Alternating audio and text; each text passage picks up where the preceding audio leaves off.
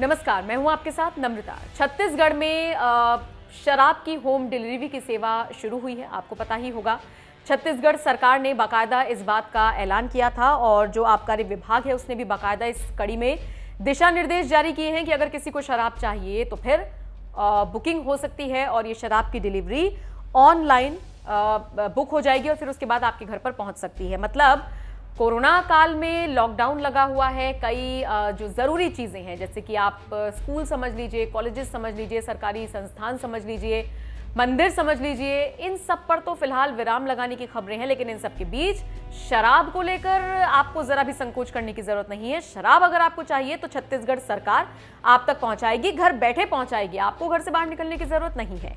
खैर, ये खबर तो पुरानी है क्योंकि 10 मई से ये जो सेवा है ये शुरू हो चुकी है। खबर इसमें एक्चुअल क्या है वो हम आपको बताते हैं।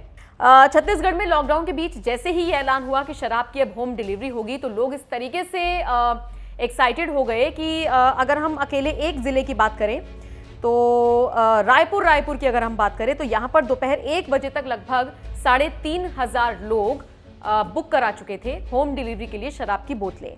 पूरे प्रदेश की बात करें तो ये आंकड़ा लगभग 20,000 के पार जा पहुंचा। मतलब एक दिन में कुछ ही घंटों में लोगों ने इतनी बुकिंग कराई है शराब की कि जो ऐप थी वो क्रैश हो गई। जी हाँ, एक ऐप इसके लिए लागू की गई थी और इस ऐप का नाम भी मैं आपको बता देती हूँ, CSMCL ये ऐप थी जिसको इन लोगों के लिए जारी किया गया था। जो लोग घर बैठे शराब का सेवन करना चाहते हैं, शराब मंगाना चाहते हैं, उनके लिए ये ऐप जारी की गई थी। लेकिन इतनी ज्यादा बुकिंग आई कि ये ऐप क्रैश हो गई।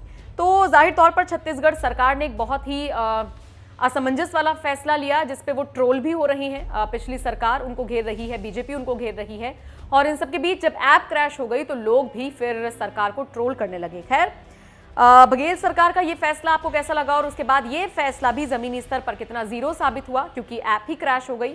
तो इस पूरी खबर को लेकर आप क्या सोचते हैं, कमेंट करके अपनी राय हमें जरूर बताएं।